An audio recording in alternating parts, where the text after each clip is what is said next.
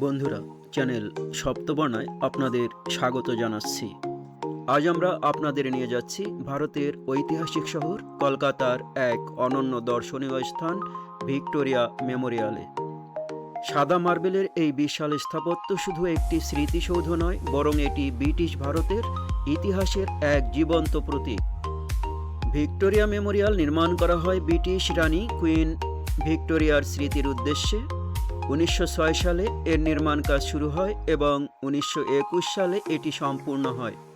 এই স্থাপনাটি তৈরি করার উদ্যোগ নেন তৎকালীন ভাইসরয় লর্ড কার্জন।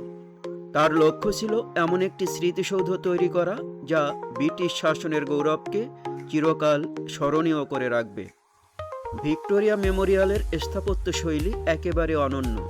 এটি ইন্দো-সারাসেনিক রীতিতে নির্মিত, যেখানে মুঘল ও ইউরোপীয় স্থাপত্যের মিশ্রণ দেখা যায়। পুরো ভবনটি সাদা মার্বেল দিয়ে তৈরি, যা দেখতে অনেকটা তাজমহলের মতো। এর উপরে রয়েছে একটি ব্রোঞ্জের মূর্তি, যাকে বলা হয় অ্যাঞ্জেল অফ ভিক্টোরি, যা বাতাসের সাথে ঘুরতে থাকে। এটি এই স্থাপনার অন্যতম আকর্ষণ। বর্তমানে ভিক্টোরিয়া মেমোরিয়াল একটি জাদুঘর হিসেবে ব্যবহৃত হয়। এখানে রয়েছে ব্রিটিশ আমলের অসংখ্য চিত্রকর্ম, ভাস্কর্য ও ঐতিহাসিক দলিল।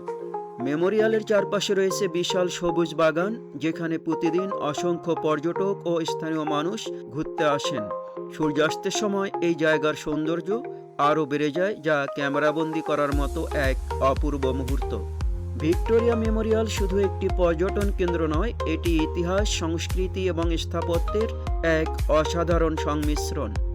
আপনি যদি কখনো কলকাতা ভ্রমণে যান, তাহলে এই জায়গাটি অবশ্যই আপনার ভ্রমণ তালিকায় রাখবেন।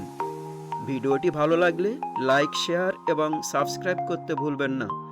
পরবর্তী ভিডিওতে আবার দেখা হবে নতুন কোনো দারুণ জায়গার গল্প নিয়ে। ধন্যবাদ।